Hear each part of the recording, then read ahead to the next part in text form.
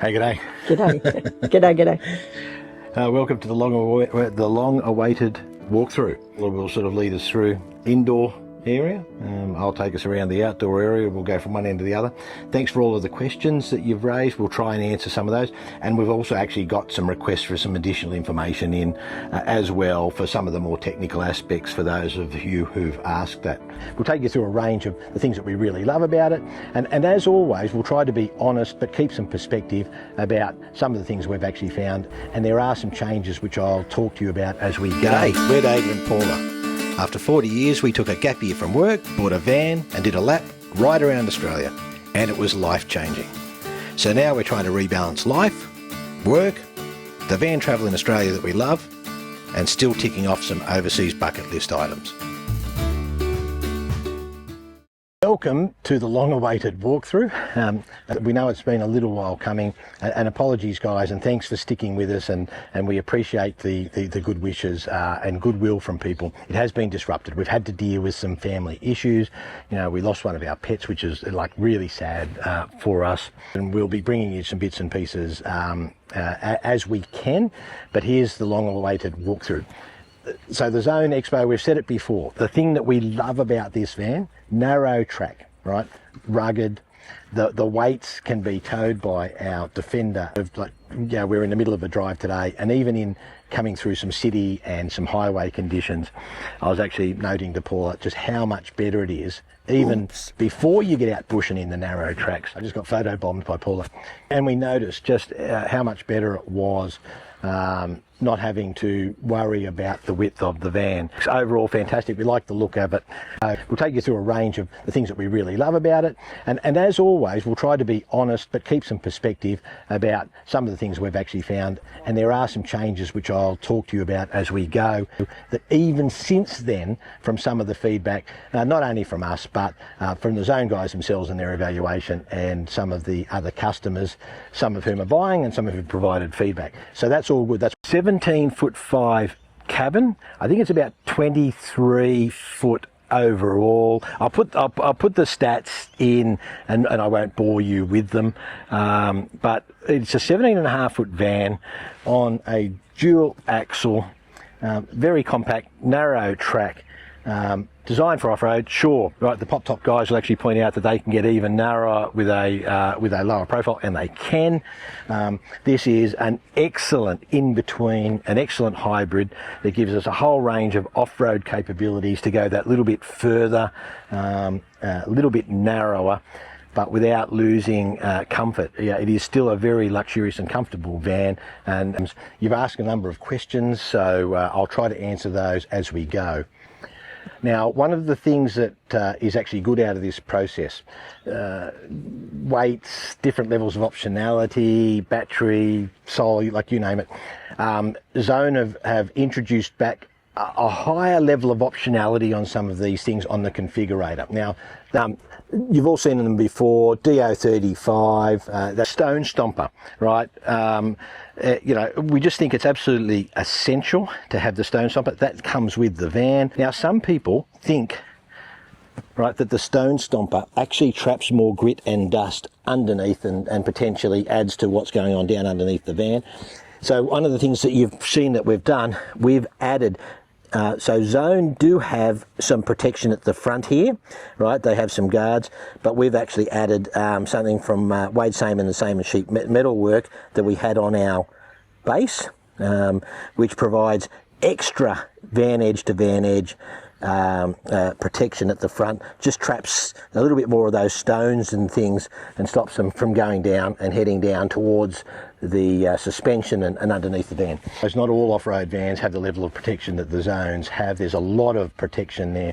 I would sort of say to you, it's a little bit like PPF on windows, which we're getting put on, and we're actually taking the van off to get that done today, to have it put in to get that done. Various other extra little optional things that people do to protect their investment. That's one of the things that we've done. The wood boxes, separately on one of our shorts I actually showed you, we removed the gas bottle holder there because it actually got in the way of the rear door. So we could only open the rear door previously to about that level. It just wasn't functional for us. So we removed the gas bottle holder and now we can actually open pretty much 3/4. I can actually now access anything that's in the rear load space of the car much more readily. But we also made sure that we had the extra functionality of being able to carry the smaller Jerry, particularly the extra Jerry for our diesel heater.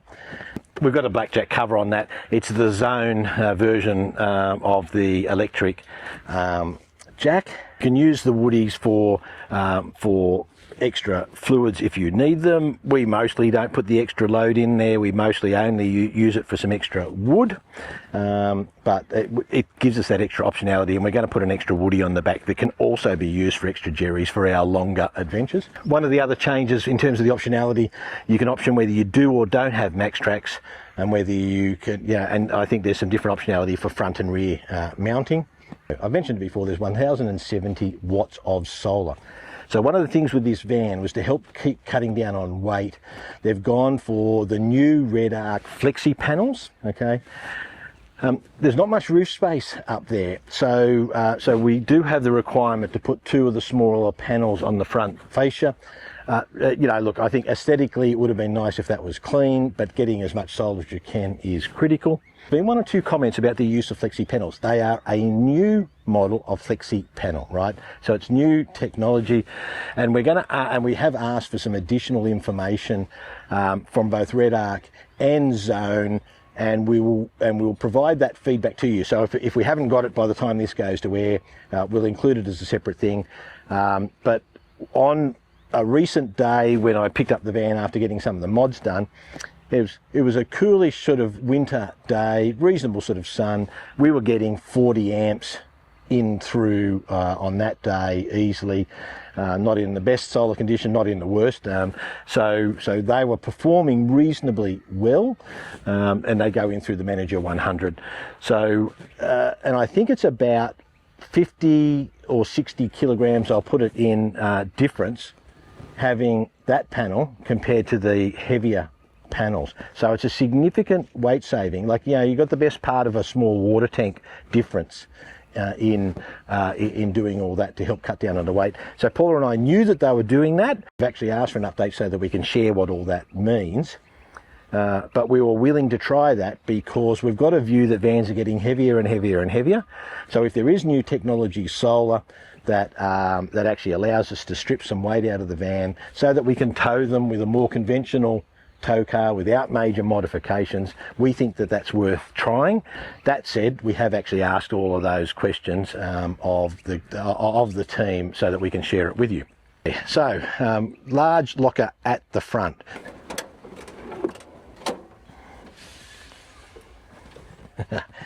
We haven't used our sizzler yet. No. There's a good 30-something kilograms in all of that, so you might weigh that up. But the only thing that, as we've noted before, this is very light on the tow ball, right? It's about 150 kilograms or less than that tear.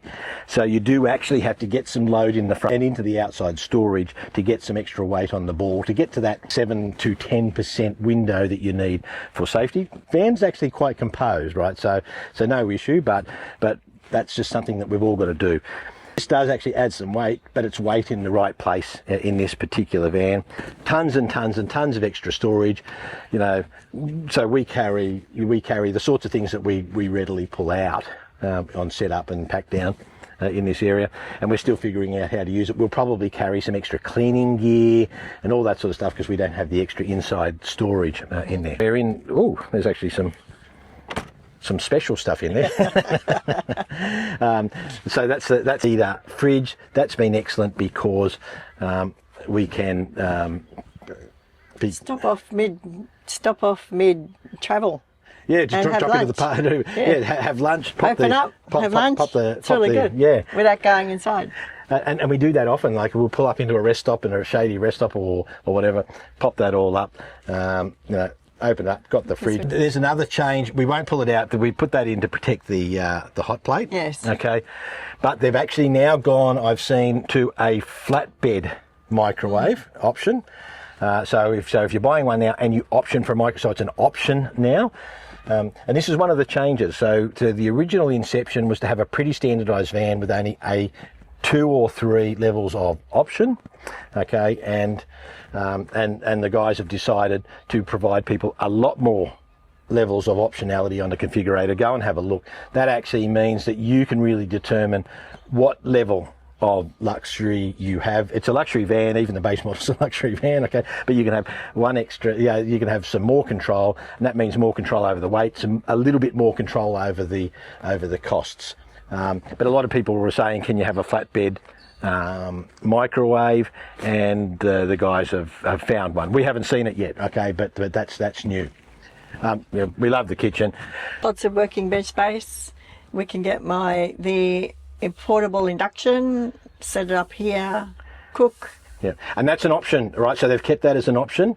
You can have the portable induction, which we've showed you before. We haven't got it out at the moment because, as I say, we're mid-travel. Or you can have the built-in. Yep. Extra cost, extra weight, all right? But you can do that. So you've got that level of optionality.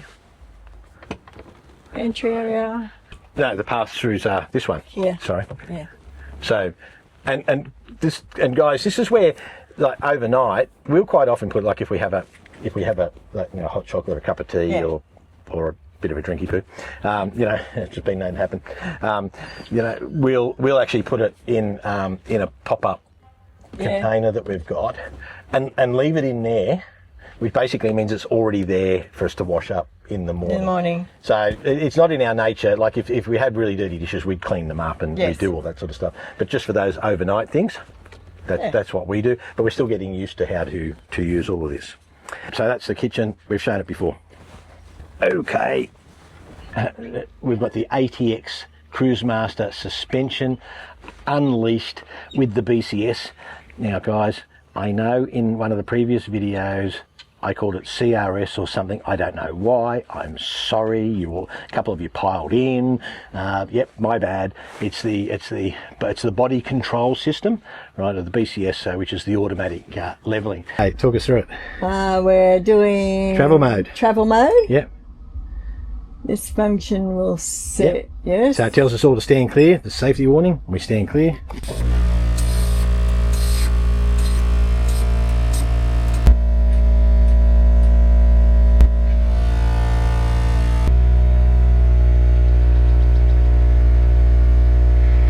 There you go, all finished. Now, if you're in a very tight caravan park, you're going to have to do it, right? But you're not going to be the most popular person when you do it. But that's going to happen if your compressor has to arc up anyway.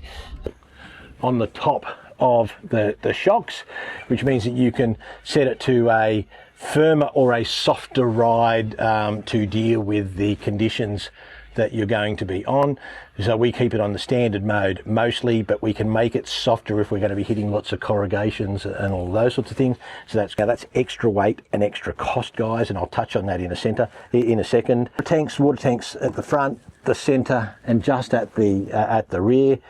This one is the largest of the water tanks, so that also helps us keep a bit of weight forward. And we've got grey.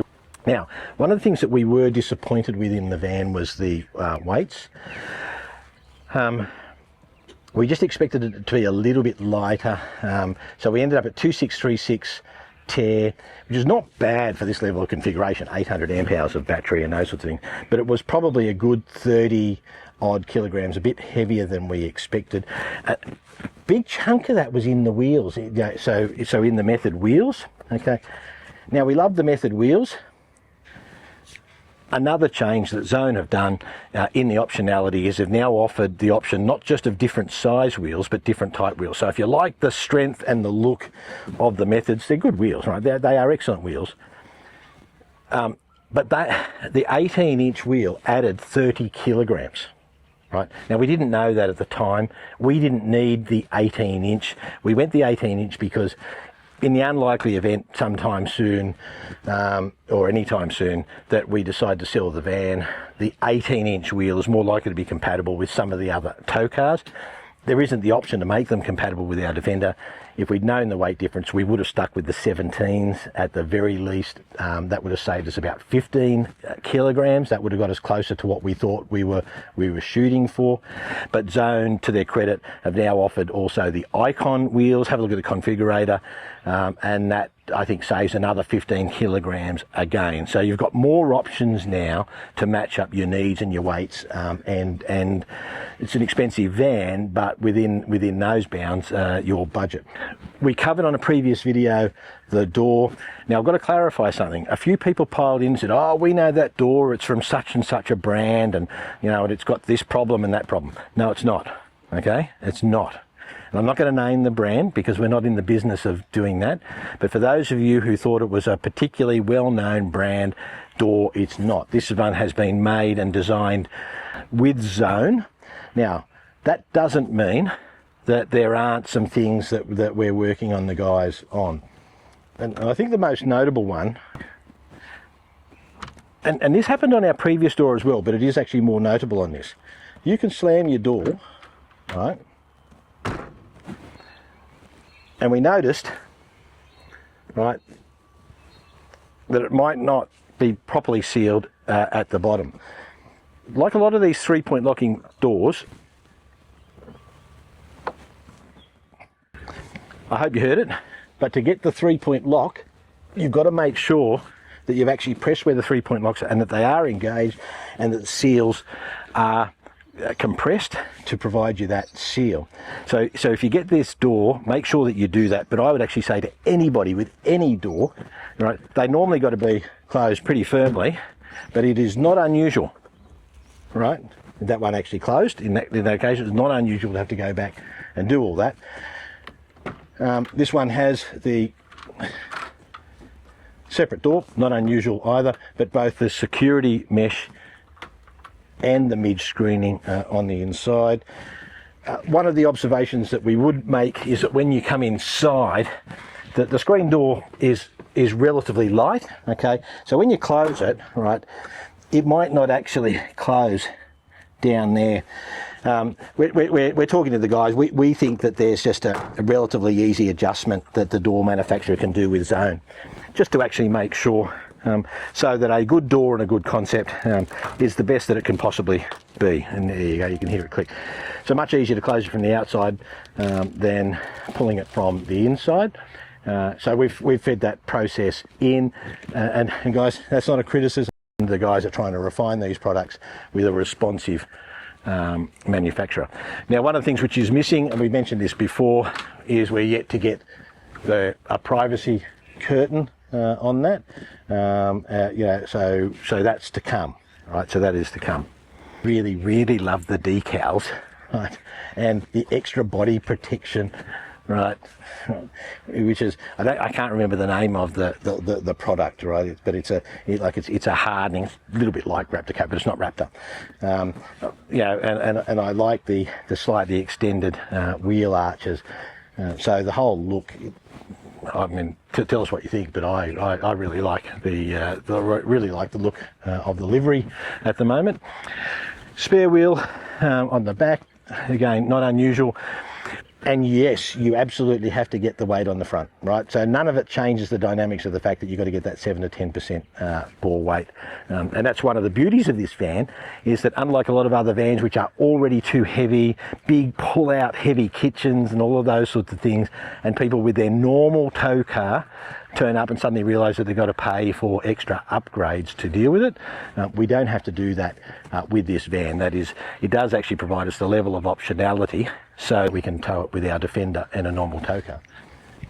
Nothing unusual about dual rear cameras. Safety Dave works very well. The only thing I'd say is if we ever change the van again, we'd be looking for options for wireless cameras and those sorts of things, because it's a complete pain in the bum having to change the wiring in your car every time someone changes or upgrades, as this was, the cameras. I know they've got an adapter at Safety Dave now, so for you guys that's great.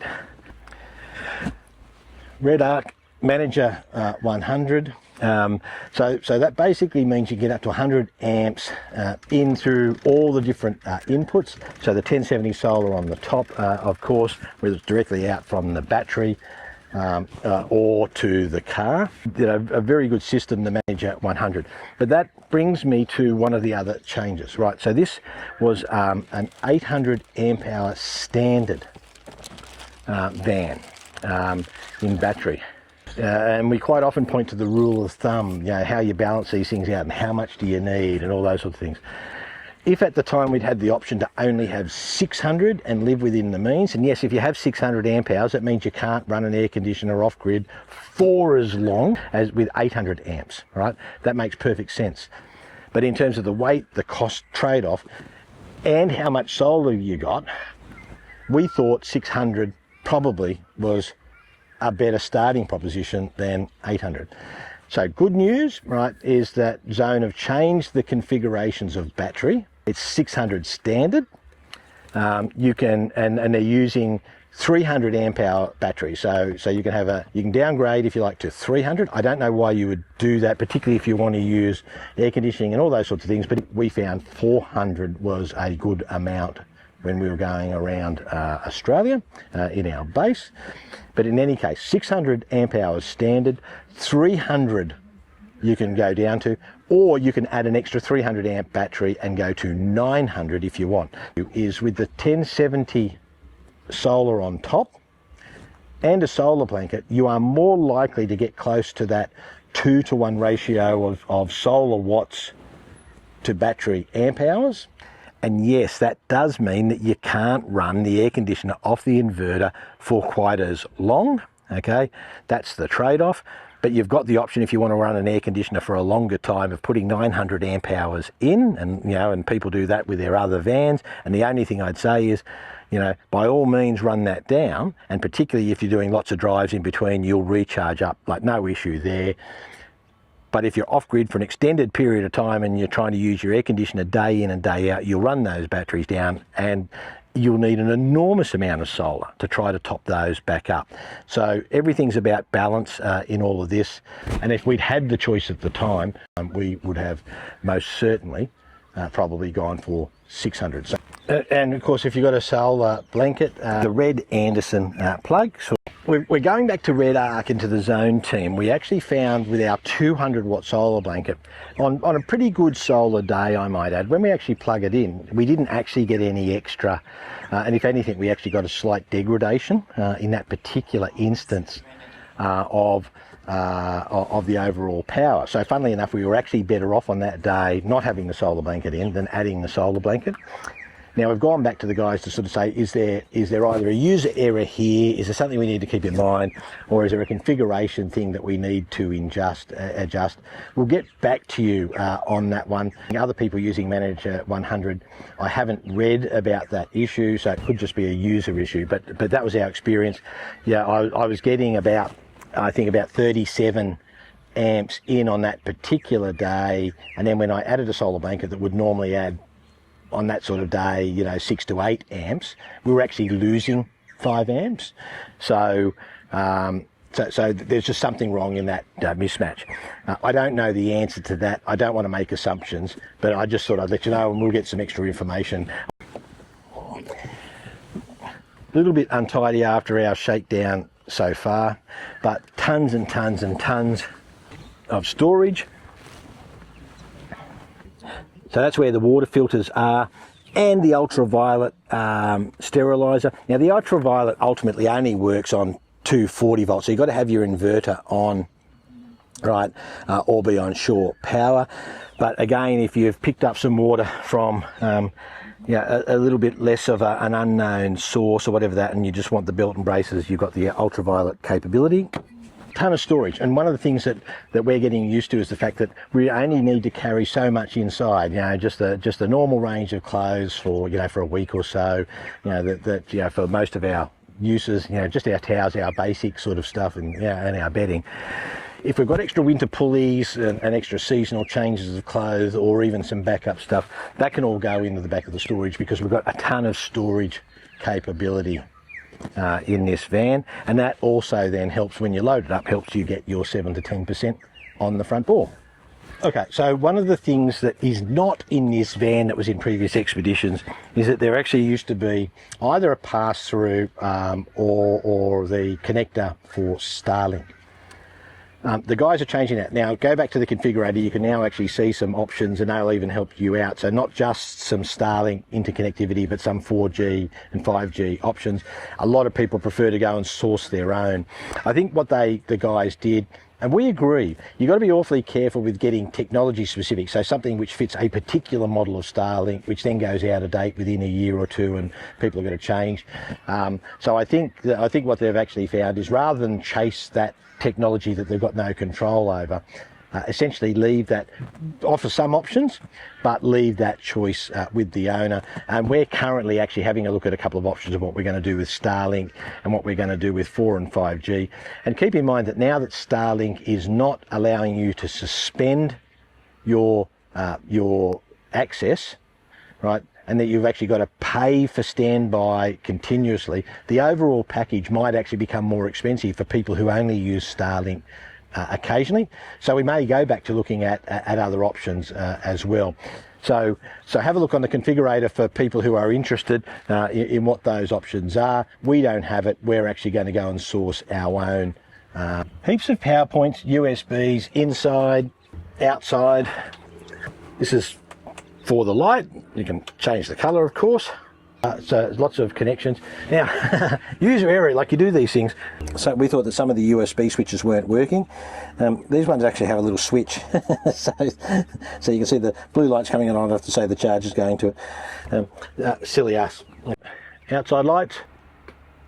Okay, so again, you can control from the inside and on the red vision these extra lights, which are great for nighttime. They're very bright actually, but if you need to access the back of your van or having a look around, and there are some of those on the back as well. Just that, as you know, on our channel, you know, we're not sponsored, right? We have a fantastic relationship with the guys, you know, but we do want to present things as we find them. Sometimes it's our error, sometimes it's just input, and I think the overall process with this van has been fantastic, right? So we're really appreciated, and the guys have been very responsive. But like anything, when you deal with a bit of a warts and all overview, some people can focus on the downsides and lose sight of the fact that there's an overall brilliant package here, and some of it might be user, some of it might be tweaking, and some of it might be particular technology, and we'll try and keep you informed so that you're in more control, whether you're looking at a van like this, right, or whether you experience similar issues with your own rig. G'day. I'm about to go through a walkthrough of the inside of our Zone Expedition fire top. Come with me for a quick walk. It's really good.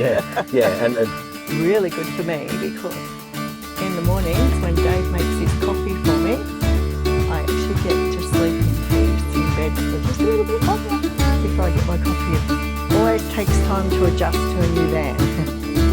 yeah, and Lots of room. Yeah, so we found that quite functional. No, it's really a bit hard on the marriage deciding whose job which bits are. Oh, easy. We're getting the system. They're all yours.